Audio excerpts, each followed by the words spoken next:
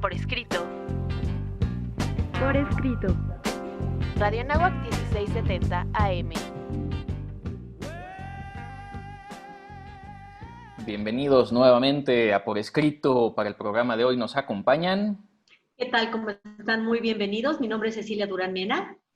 ¿Cómo están? Como siempre los saluda con mucho gusto. Soy Raúl Sanz. Tenemos además el día de hoy una invitada muy especial que viene por primera vez al programa. Soy Ofelia Rodríguez. ¿Qué tal? Muchas gracias por la invitación. Mi querido Raúl, nuestras redes sociales, por favor. Claro que sí, como siempre los invitamos, síganos a través de todas nuestras redes sociales, estamos en Facebook por escrito MX, también pueden seguirnos a través de Instagram, @revista por escrito, también en Twitter, @por escrito _ y recuerden que pueden llevar esta comunicación con nosotros a través de Spotify, estamos también en el canal de YouTube Revista por Escrito, y no se olviden que cada miércoles a las 9 de la noche sale una emisión a través de Código Libre. Síganos, por favor. A lo lejos veo gente extraña que viene hacia nosotros. Veamos qué tan hospitalarios podemos ser en este programa. Vamos a nuestros pretextos literarios. Pretextos literarios. Ya estamos de regreso en nuestros pretextos literarios, mi querida Ceci. ¿Cuál es el pretexto literario del día de hoy? Fíjate, mi querido Juan, que este pretexto nos lo sugirió Ofe y vamos a partir de lo que significa ser extranjero y por qué ser extranjero podría ser un pretexto literario. Porque vamos a partir de lo que es la vivencia de ser el extranjero y después cómo esto se va convirtiendo en tradición, en letras y en relato. Hoy este es el tema que nos ocupa. Tenemos, como bien decías, invitada de superlujo que es experta y ha escrito textos lindísimos al respecto. Sí, el día de hoy, como bien dice Ceci, nos da esta introducción. Es un programa llamativo porque está cargado, yo creo, hay una palabra para mí que representa este tema, ¿no? El del extranjerismo, la nostalgia. La nostalgia que si nos vamos a textos literarios, obras magistrales como Lo que el viento se llevó, Scarlett O'Hara y su padre, esta intervención que tiene en algún momento, esta plática sobre la tierra a la que pertenece siempre te llama. La familia se muere, ¿no? Los amigos van y vienen, las parejas pueden también permanecer ahí, pero la tierra siempre va a ser una parte intrínseca de tu ser. Entonces, creo que es un tema muy interesante. Nuestra invitada de hoy seguramente nos va a poder abordar mucho más y adentrarnos en este gran tema, pero la tierra, cuando está lejos, siempre la vamos a llevar con nosotros en sentimiento y en pensamiento.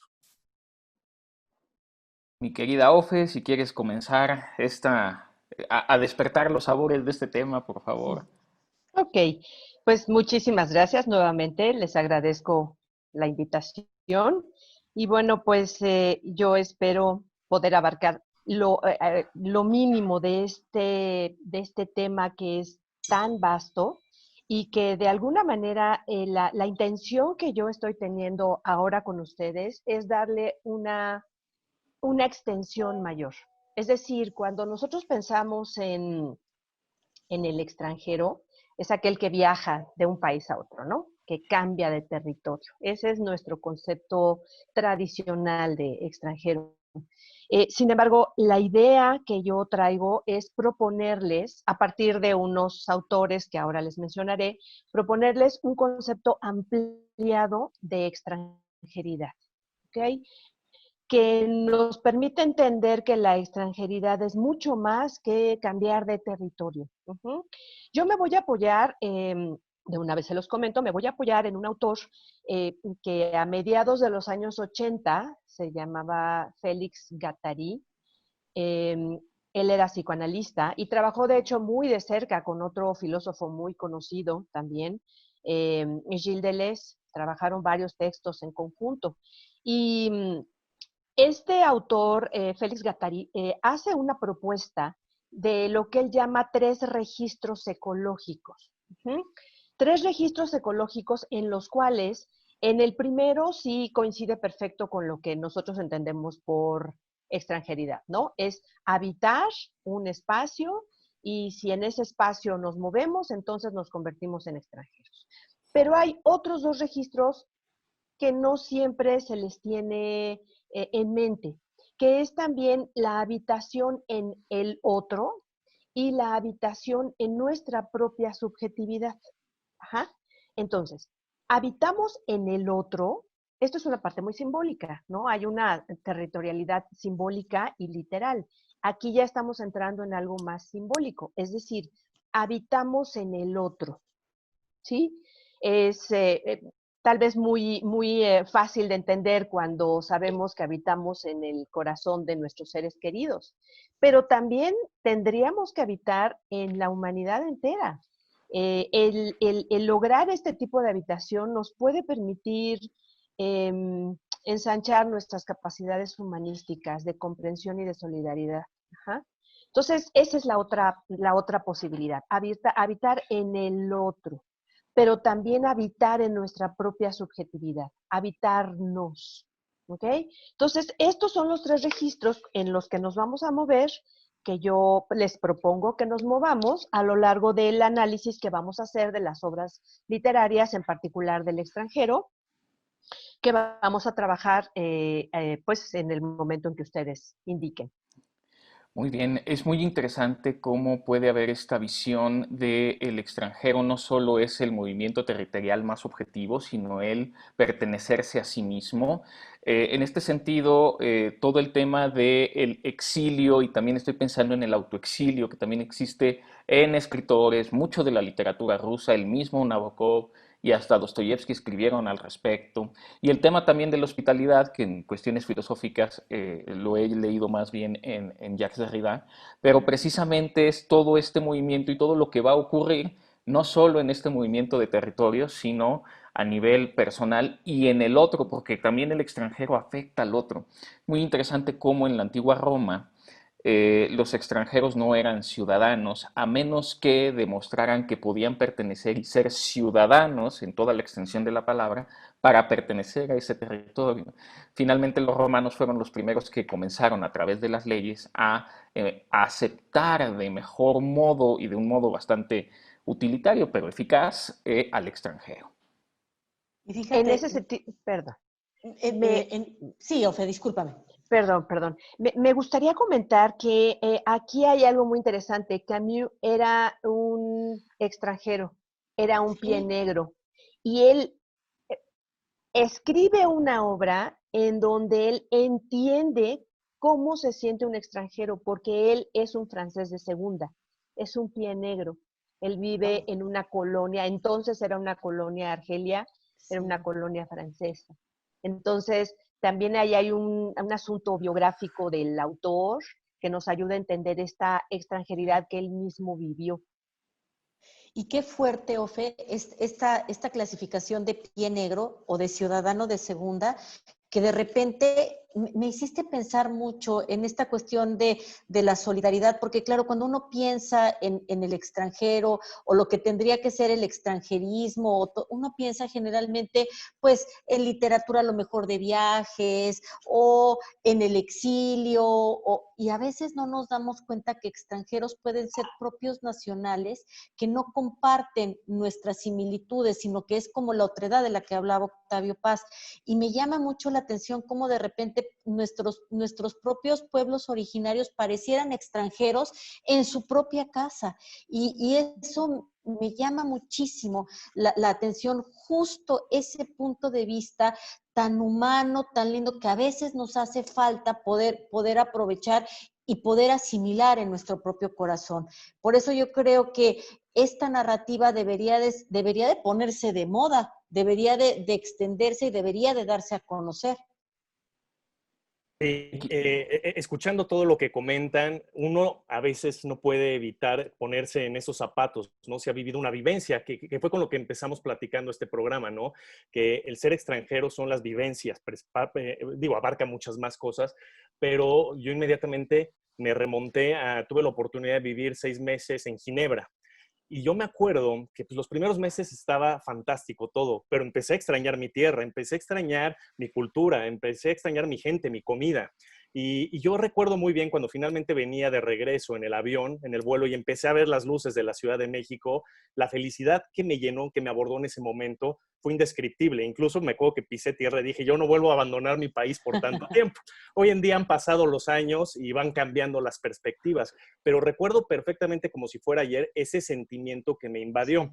Entonces, de acuerdo a lo que están tocando ahorita, dentro de todo el extranjerismo, uno de ellos, de los temas a abordar, es precisamente el exilio. Y si algo tenemos los mexicanos es que más de una vez le hemos abierto los brazos, las puertas a tantos exiliados. Pienso en la Guerra Civil Española, y uno de los autores que yo he hecho mención muchas veces en este programa, obviamente en el ámbito musical, pero yo siempre diré que también literario, Joan Manuel Serrat, ¿no? Y lo expresa precisamente con esta canción de Mediterráneo. Para aquellos que lo conocen y han escuchado esta canción, es precisamente una reflexión del territorio, del lugar al que él pertenece, y que aunque vivió tantos años aquí en México y escribió esa canción en México, está hablando de que él es un ser del Mediterráneo, ¿no? Y esas son las cosas que me parecen muy atractivas cuando alguna vez te toca estar fuera. Por el otro lado, pienso también narraciones familiares. Cuando hablamos de personas que han escrito en los distintos contextos o géneros, puede ser la literatura o puede ser las películas, que tantas veces hablamos aquí de los guiones, y pienso en personas como Roman Polanski, que escribe las vivencias de su propia familia en el Holocausto, y cuántas historias de esas no las hemos visto plasmadas en los libros y de ahí derivan precisamente en la cinematografía,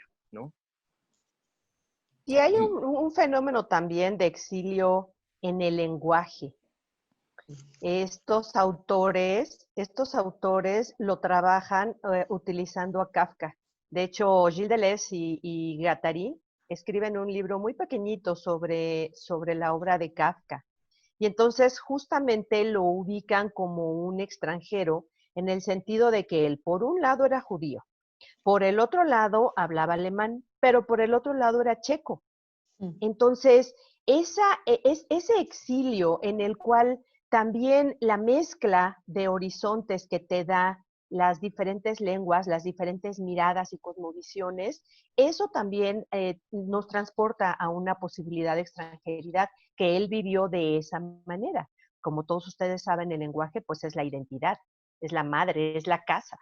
Entonces, imagínense tener 3 idiomas, ¿no? Y además estar forzado a escribir en alemán cuando él más bien era checo, por ejemplo. Y pasan cosas muy curiosas en Rumania. A los escritores les gusta escribir más en francés que en rumano porque sienten que su cultura es menos quizá importante. Estoy viendo lo que le pasó realmente a Raúl, fue que le dio el mal del Jamaicón Villegas, aquel deportista que no pudo ir a otro lado porque extrañaba su tierra. Pero qué interesante es porque también es cierto que cuando alguien sale y su exilio voluntario o no voluntario convierte la nueva tierra en su propia tierra.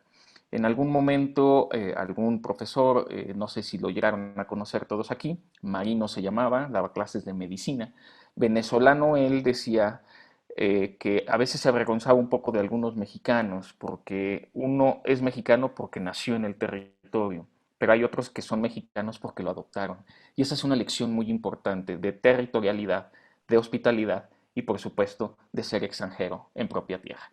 Pero vamos a continuar a lo desconocido y continuamos con el programa.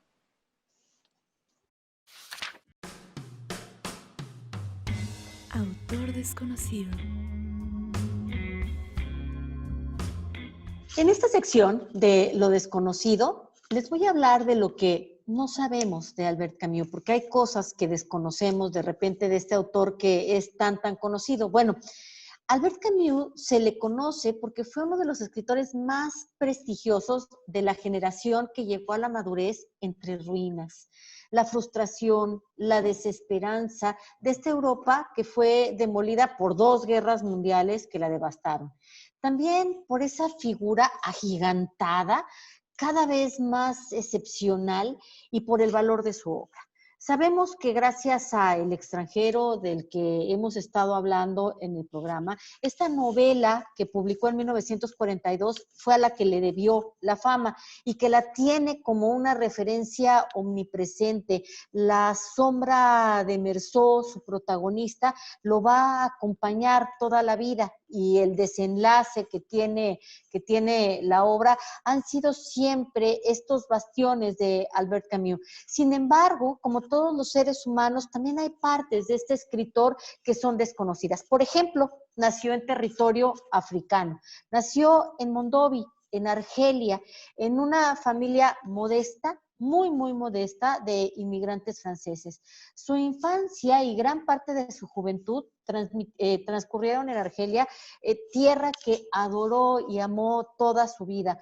Fue un estudiante inteligente y disciplinado, empezó estudios de filosofía en la Universidad de Argel, pero ¿qué creen? No pudo concluir debido a que se enfermó de tuberculosis.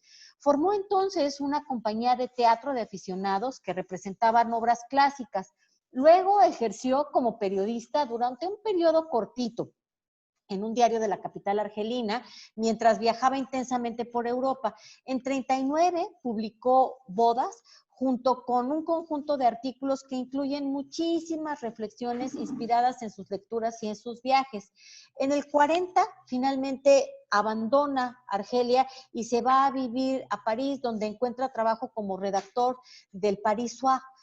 Durante la Segunda Guerra Mundial, bueno, anduvo militando en la resistencia, fue uno de los fundadores del periódico clandestino Combat y en 1945 fue el director y el editorialista de esta publicación. La verdad es que Albert Camus siempre fue un hombre muy activo, muy de su momento y forjó este perpetuo ir y venir de sí mismo hacia los demás con esta equidistancia entre la belleza y el horror, entre la indiferencia y el gran compromiso. Por eso los verdaderos artistas nunca desdeñan nada, se obligan a comprender en vez de a juzgar.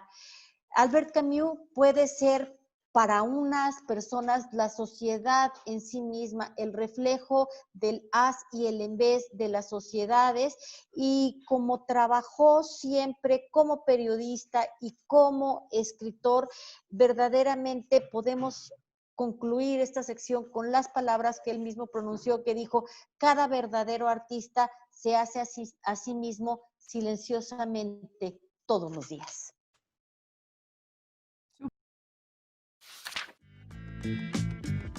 Conversaciones.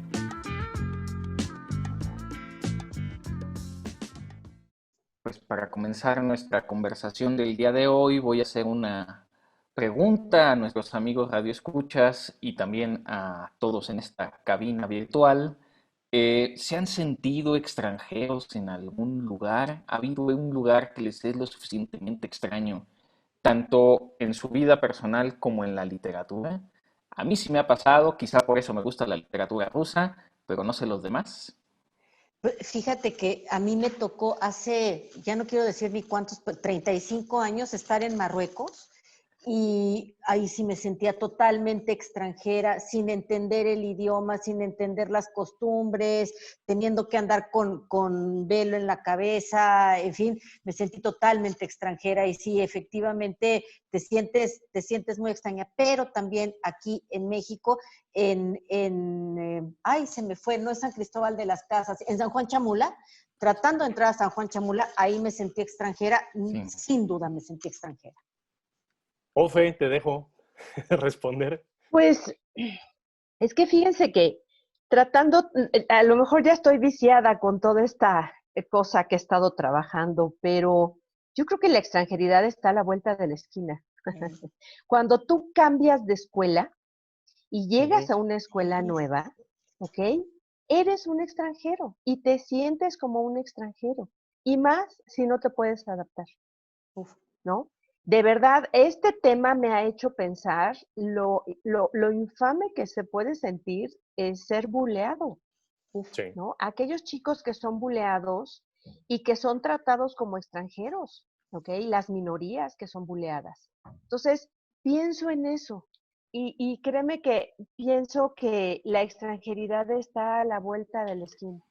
Y precisamente una de las intenciones que tengo, que seguramente lo vamos a hacer al final, es demostrar cómo esa extranjeridad nos está rebasando en este momento de pandemia, ¿ok? Para tratar de actualizar este tema que vamos a trabajar del extranjero, Camus, etcétera, tratar de actualizarlo a lo que estamos viviendo hoy, porque muchos de nosotros nos sentimos como extranjeros. Esa es la premisa con la que me gustaría partir. ¿Sí? Muy buen ejemplo el que nos pone Ofe, ¿no? Efectivamente, el extranjerismo está a la vuelta de la esquina. No tenemos que irnos tan lejos para comprobar este tema que estamos tratando el día de hoy. Respondiendo a la pregunta inicial de Juan Carlos, sí me he sentido también como extranjero. Vuelvo al tema de cuando estuve 6 meses fuera. Por un lado, en Ginebra, yo me fui un 30 de diciembre, prácticamente para Año Nuevo. Wow. El frío era terrible en Ginebra. Yo me acuerdo cuando abrieron las puertas del aeropuerto, dije, ¿qué es esto? Yo nunca me había enfrentado a un frío así. Y la gente es muy fría en esa época del año, su actitud es más hosca. Cuando empieza a llegar el calorcito de la primavera, que yo me seguía helando, pero ellos ya se quitaban suéter y chamarra, empezaban a cambiar de actitud, ¿no? Y eran más amenos. Entonces, esa fue una parte donde me sentí realmente extranjero, porque seamos sinceros, aquí en México la calidez que tiene todos los compatriotas es muy distinta, ¿no? A la del europeo. Y el otro momento que me sentí hice un viaje a Holanda, específicamente a Ámsterdam, y nunca en mi vida me he sentido tan enano como en ese momento, porque todo mundo, hombres y mujeres, son gigantescos. Allá para donde voltearas, eras un verdadero pigmeo. Entonces son las dos situaciones donde me he sentido muy extranjero. El territorio tiene mucho que ver. También el viaje que pude hacer a la India a 40 grados, la gente es muy cálida en la India a pesar de todas las dificultades que tienen. Y a mí me pasó al revés que contigo en Holanda. Acá yo me sentía gigante porque la gente es muy menudita, sobre todo no tanto por bajos de estatura, sino delgaditos. Pero bueno, no sé si les parece bien que vayamos entrando, mi querida Ceci, mi querida Ofe, un poquito a la literatura que habla de estos temas, para pues ahora sí que entrarle de lleno a esto del extranjero. Fíjate que a mí me gustaría empezar hablando rápidamente de Mario Bellatín, porque Mario Bellatín ha sido un extranjero en diferentes formas. Mario Bellatín pertenece a esta generación cuyas madres tomaron esta medicina para evitar la náusea y nacieron con malformaciones. Mario Bellatín no tiene un brazo y entonces él se pone un como cuerno, como un garfio para sustituir este pedazo de brazo que le hace falta. Entonces, Mario Bellatín es diferente. Y además luego, siendo mexicano, se va a vivir a Perú. Y luego regresa a México, un país eminentemente católico, y se convierte al Islam. Y además habla de muchísimas diferencias que, siendo comunes, nosotros podríamos ver, por ejemplo, a personas que se enfermaron de SIDA, y tiene una novela terrible que se llama Salón de Belleza, o hablar del diferente en El jardín de la señora Murakami, en donde una mujer que viene de Japón simplemente no se puede comunicar porque, como bien decía Ofe, la lengua, el lenguaje es territorio, y bueno, ya sabes que a mí Wittgenstein me tiene loca, pues sí, le generó frontera. Entonces, por eso quise empezar con Mario Bellatín, pero el verdadero corpus lo tiene Ofe, y sé que ella tiene cosas hermosas para recomendarnos. Muchas gracias. Pues, como les decía, el punto de partida va a ser el extranjero, ¿ok? Para quien no lo hayan leído, voy a hacer una síntesis de 3 líneas muy rápidamente, obviamente invitando a todos los que nos escuchan a que corran a leerlo. De verdad es una historia interesante, choqueante. Tú lees la historia y de pronto no sabes bien qué pensar, ¿no? Deja muchas incógnitas, que esa es la tarea de la buena literatura, ¿no? Entonces, bueno, en términos muy rápidos, resulta que el extranjero comienza con una frase lapidaria, es un momento lapidario. Resulta que el protagonista de esta obra se llama Meursault. Y él, bueno, al inicio, en las 2 primeras líneas, le dicen que su madre está muerta y que pues tiene que ir al funeral. Pero la manera en que lo expresa, ¿no? Parece que murió ayer, no estoy seguro, pero sí se murió. De pronto dices, ¿cómo?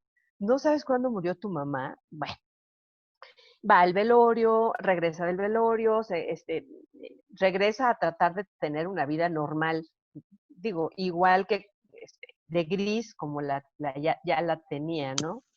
Entonces, ya regresando a su vida normal, se encuentra con una ex compañera de trabajo con la cual establece una relación pues de amistad muy cercana. Y bueno, en toda esta situación se encuentra con un vecino, el vecino lo invita a una casa de campo, no de campo, de playa, Vaya. y estando en esta casa de playa, pues resulta que se encuentran con el hermano de una exnovia del amigo. El amigo es Raymond. Y entonces se encuentran con una amiga, el hermano, y entonces empieza a haber ahí una serie de riñas. Para no hacerles el cuento largo, resulta que en una de estas riñas termina Mersó sin razón aparente, porque pues en realidad el ofendido era Raymond con el que se estaba peleando, pero el que termina haciendo justicia sin razón aparente pues es Mersó. Entonces Mersó mata a este hermano de la amiga de Raymond, ¿no?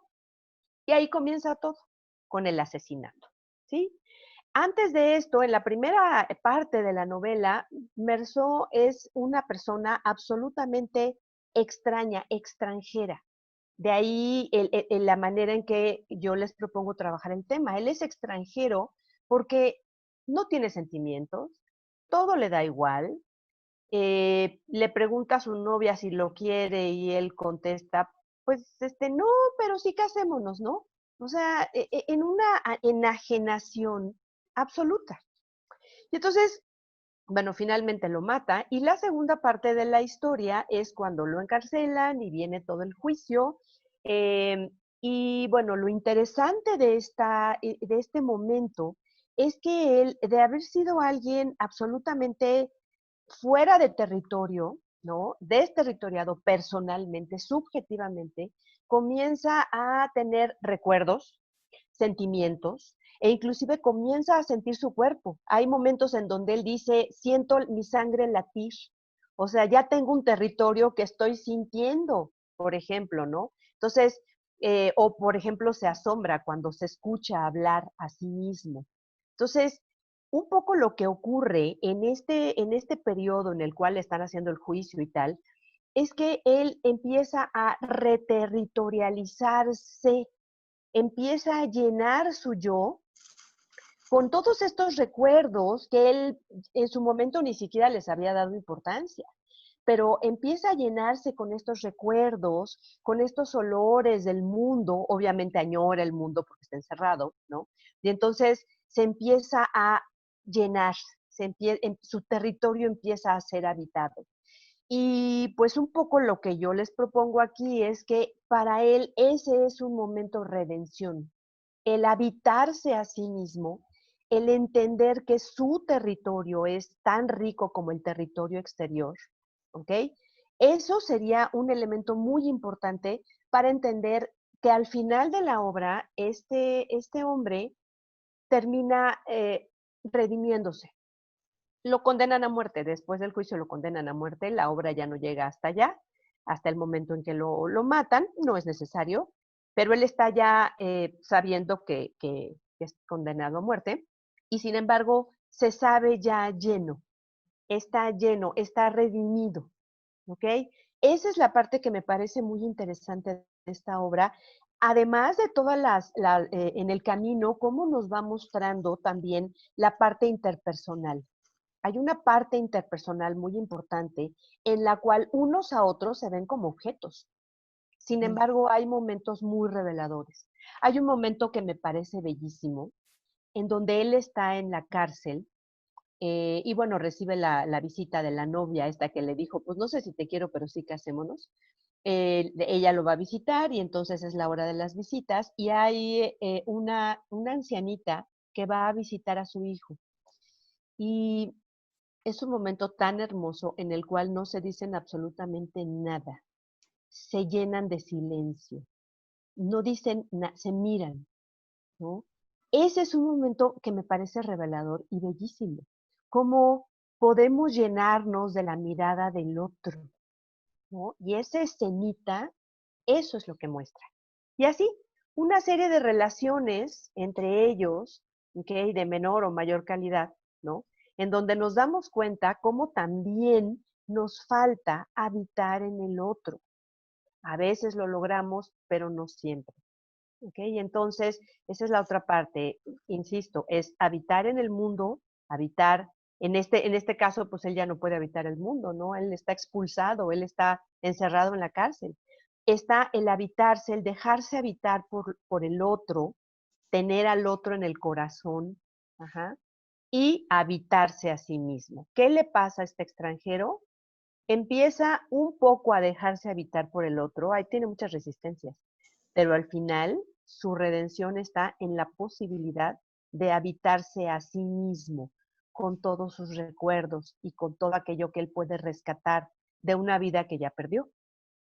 ¿Sí? No me quiero poner filosófico, pero precisamente cuando uno entiende la diferencia espaciotemporal de sí mismo, del otro y el lugar que ocupa en el mundo, es finalmente cuando uno puede reconocerse, me voy a ver heideggeriano, a sí mismo en el mundo en el cual pertenece. Pero no sé si Raúl tiene alguna otra novelita que nos quiera compartir sobre temas de extranjeridad o Cecilia. Mira, más que compartir una novela, estaba escuchando a Ceci, estaba escuchando a Ofe, y ya nos dieron varios vertientes de lo que puede ser la extranjeridad. Yo estaba pensando en un autor como, en este caso, Mujer Guadalupe Nettel, ¿no? Hay autores que les gusta escribir siempre sobre su tierra, sobre el lugar que han habitado toda su vida.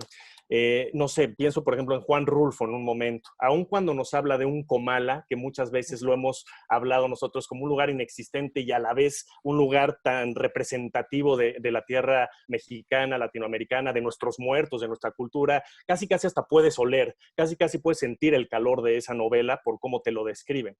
Pero hay otros autores como Guadalupe Nettel que tienen esta facultad o esta habilidad de hablarnos de otros países, de hablarnos de otro lugar. En este caso, ella con su biculturalismo, al haber sido, tener la nacionalidad mexicana, pero también francesa, tener un conocimiento vasto de estos lugares, de pronto sus novelas, por lo general, se mezclan entre estos dos territorios, lo mexicano, lo francés, y hace una mezcla, yo diría, más que precisa, prácticamente exacta, de hacia dónde te quiere trasladar ella, lo que te quiere describir, las emociones. Y este autor que Ceci nos hizo favor de incluirlo precisamente en el guión, a mí me gusta mucho porque pues me interpela, de acuerdo a como yo soy autor también. Hay una novela, ahora sí que me voy a echar mi anuncio, ¿no? Pero Morir Contigo, que fue mi primer novela, yo hablo precisamente de todos estos temas. De un mexicano, está basado mucho en experiencias propias, un mexicano residente en Veracruz, que por azares del destino va viajando a muchos lugares, Estados Unidos, llega hasta África, va a Venezuela, al Amazonas. ¿Y qué pasa al final? Que todo lo que vive y todo lo que le gusta de esos otros países siempre le hace recordar a su tierra. Por eso yo empecé este programa hablando de Scarlett O'Hara, de la tierra Tara, que siempre te llama. Y yo creo mucho en eso. Al final del día siempre quieres regresar a tu tierra porque es lo que conoces, es lo que habita en ti. Ahorita Ofe nos hablaba de habitar en el otro, pero también lo que habita en ti. Y entonces esta esencia, estos olores, estos recuerdos, estos amores, estos sabores, siempre te llaman. Y el personaje de esta novela que les estoy hablando, Morir Contigo, a pesar de que vive en otros lugares y es fascinante todas estas vivencias, estas experiencias, siempre quiere regresar. Pero particularmente el amor de su vida también está en tierra mexicana, ¿no? Entonces, a veces es lo que hablaba ahorita Ofe, cómo habitas en el otro. Y esta mujer, Elisa de nombre, siempre quiere regresar a ella de una u otra manera, incluso hasta después de la muerte, no les contaré más, pero después de la muerte quiere regresar a ella, ¿no? Entonces, eso es parte, creo yo, del tema que estamos abordando el día de hoy. Y fíjate, te escucho, Raúl, y pienso también en aquellos que hablan o que escriben de la tierra que no es de ellos y que adoptan como ellos. Enrique Vilamatas escribe una novela magnífica que se llama Veracruz, él siendo catalán, y habla de cómo su personaje viene a vivir a México, siempre estará aspirando, o sea, estará sorprendido de lo que es Veracruz, y luego cómo sus hijos se sienten más catalanes que él mismo, siendo que ellos ya nacieron en territorio nacional. Entonces, bueno, hay que leer Veracruz, es una buena novela que nos puede dar luz sobre todo en esto. Y un último comentario. Decía Ofe que a veces somos extranjeros nosotros mismos, dependiendo de si nos cambiamos de escuela y tal. Creo que a veces yo soy extranjera en mi propia cocina. Esta pandemia me ha hecho enterarme cómo he sido extranjera en mi propia casa. ¡Qué barbaridad! Dicen que nadie es profeta en su propia tierra y esto nos pasa un poco. Para aquellos que pueden regresar al territorio, estaba pensando en Orhan Pamuk, que habla muy bien también de su Turquía natal, porque es cierto que también uno puede conocer muy bien su territorio y hablar de su territorio de sí mismo. Quizá ahorita para ir cerrando un poquito el programa, pedirle a Ofe, no sé si hay alguna otra obra en la que nos invite, quizá no tanto a hacer el análisis aquí en el programa, pero sí invitarnos justo a pensar en estas tres territorialidades, la del otro, la propia y la objetiva, en alguna otra novela que tengas por ahí preparada. Pues mira, tengo pensado también hablar muy rápidamente de Hamlet. Hamlet es una obra muy conocida, analizada desde muchos puntos de vista, y sin embargo podemos entrarle por esta mirada. Es decir, ¿qué pasa cuando Hamlet se entera por su papá que el tío es el que lo había asesinado? Entonces, él, para empezar, eh, no es que dude, pero sí requiere de una prueba empírica, y por eso arma su obra de teatro dentro de la obra de teatro, para demostrarlo. Una vez que lo demuestra, que demuestra que el tío es el asesino, de todos modos él sigue dudando. Y de una manera muy simbólica, esta es una manera también de desterritorialización. Cuando tú dudas, cuando a ti te faltan certezas, se dice coloquialmente, no tengo los pies sobre la tierra, ¿no? Necesito tener certezas que me pongan los pies sobre la tierra, ¿no? Los dichos populares son muy sabios y que me permitan saber hacia dónde caminar. Hamlet no sabía hacia dónde caminar, de tal manera que inclusive él nunca, en la obra se la pasa dudando, dudando y dudando hasta que al final nunca cumple con el mandato de su padre. Él no hace venganza. El padre es el que desencadena la tragedia, pero no es él. Él no cumple la venganza. ¿Por qué? Porque está desterritorializado, porque es un extranjero de su propia, no tiene una certeza que le permita tener esa posibilidad de tomar una decisión que lo lleve a actuar. Entonces ahí Finalmente el ser tenemos, y no ser, ¿no?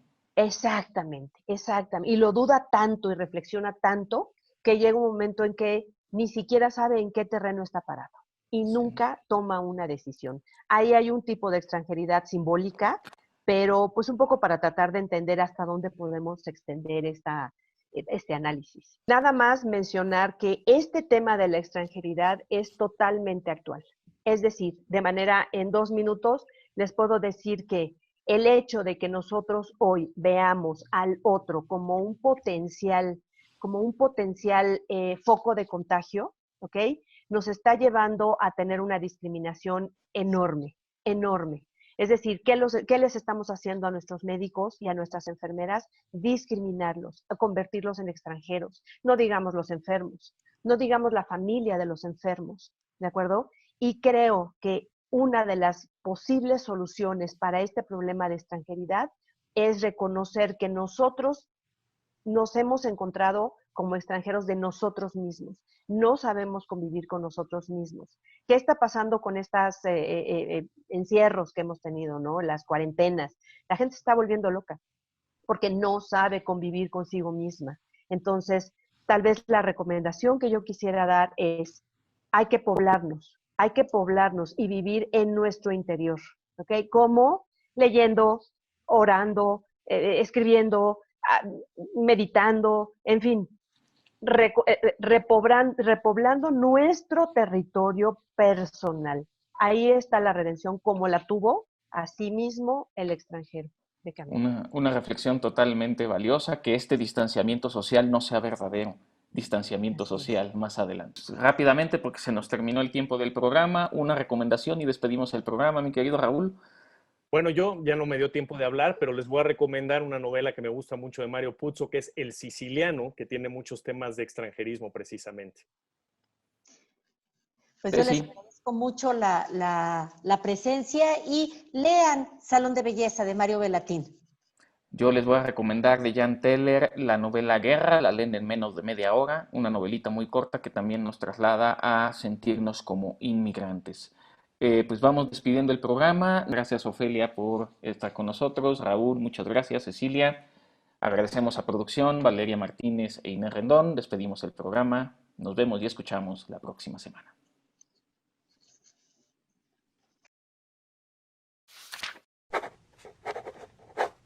Ultimátum. Cualquier hombre, a la vuelta de cualquier esquina, puede experimentar la sensación del absurdo, porque todo es absurdo. El extranjero, Albert Camus.